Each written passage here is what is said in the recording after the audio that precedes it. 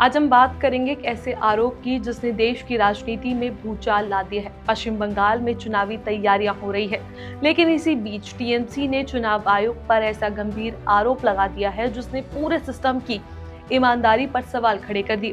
TMC का दावा है कि चुनाव आयोग जानबूझकर बीजेपी नेताओं को चुनिंदा जानकारी लीक कर रहा है। और यही नहीं, टीएमसी ने तो चुनाव आयोग को बीजेपी का एजेंट तक बता दिया।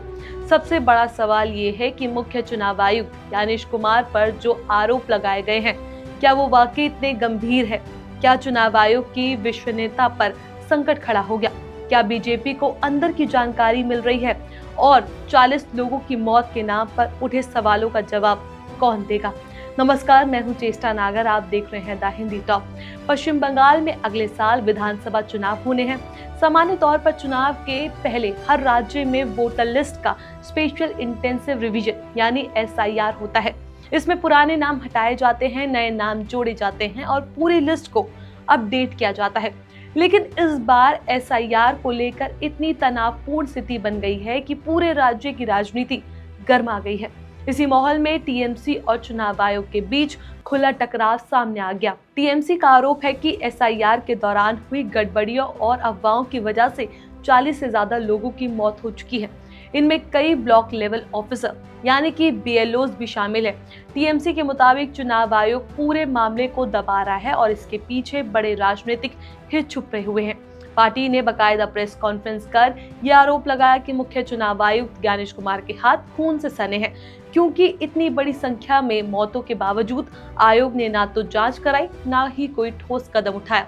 टीएमसी के नेताओं ने सबसे बड़ा हमला किया इस दावे पर कि बीजेपी नेता पहले से चुनाव के चरणों की संख्या और SIR के नतीजों के बारे में कैसे बोल रहे हैं। उदाहरण के लिए विपक्ष के नेता शुभेंदु अधिकारी ने सार्वजनिक तौर पर कहा कि आगामी चुनाव 8 चरणों में नहीं बल्कि 2 या 3 चरणों में हो सकता है। इतना ही नहीं, उन्होंने दावा किया कि SIR में 1 करोड़ लोगों के नाम हटाए जा सकते हैं। ये बयान टीएमसी के गले नहीं उतरा।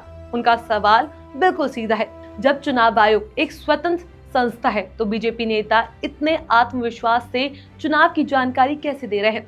ये भी दावा किया गया कि SIR चलाने के दौरान कई इलाकों में तनाव बढ़ा।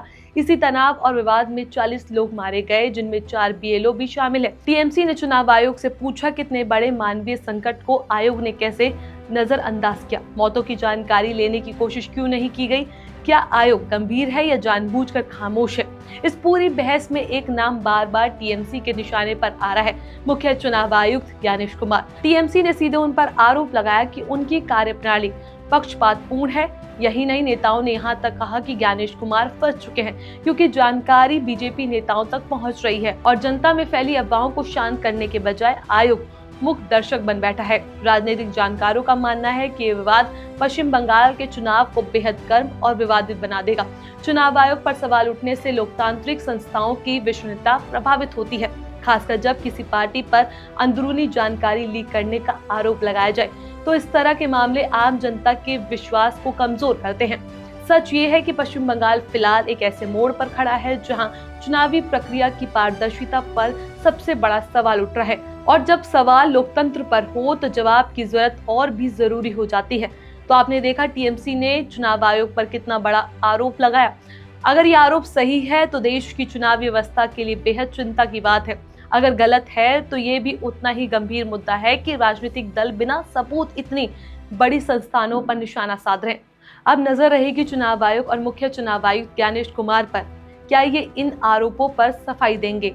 क्या ये फिर विवाद आने वाले चुनावों में और गहराएगा? इस खबर को लेकर आपका क्या कुछ कहना है? अपनी राय हमें नीचे कमेंट बॉक्स में जरूर बताएं। ऐसी और भी वीडियोस के लिए आप हमारे चैनल द हिंदी टॉप को सब्सक्राइब कर लें। इसके अलावा आप हमें X, Facebook और Instagram पर भी फॉलो कर सकते हैं।